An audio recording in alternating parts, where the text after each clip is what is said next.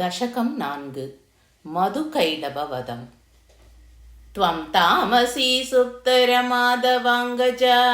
श्यामारुचा मोहनताम्रलोचना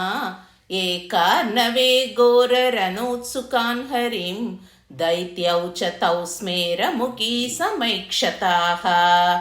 पश्यत्यजे बाहुरनं मुरारिणा कृत्वा मधुश्रान्तिमवाप सत्वरम् अभ्येत्य युद्धं कुरुते स्म कैडभः श्रान्ते च तस्मिन्न कृताहवं मधुः एवं मुहुः सङ्गरविश्रमावुभौ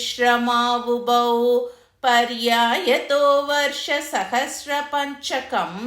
क्लानिं विना चक्रतुरच्युतक्लमात् विश्रान्तिमिच्छन्न सुरौ जगादतौ श्रान्तेन भीतेन च बालकेन च प्रभुः पुमान्नैव करोति संयुगं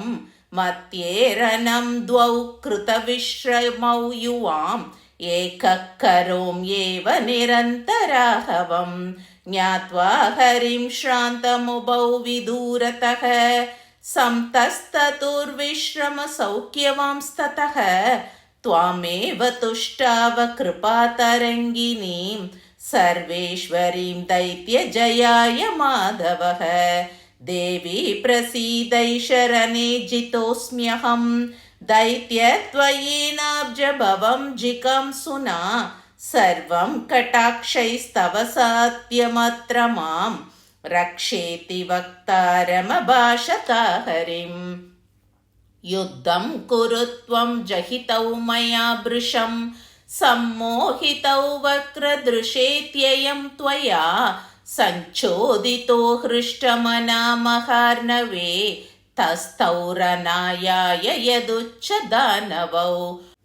भूयोऽपि कुर्वन् रणमच्युतो हसन् कामातुरौ ते मुखपद्मदर्शनात् तावाह तुष्टोऽस्म्यतुलौ रणे युवां ददाम्यहं वां वरमेष वाञ्छितं तावू चतुर्विद्धि हरेण याचकौ आवां ददावस्तव वाञ्छितं वरं नासत्यवाचौ स्वइतीरितो हरिः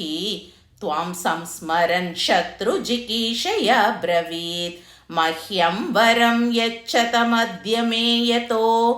वद्यौ युवां स्यातमितीरितावुभौ तृष्वाप्सुलीनं सकलं समूचतुः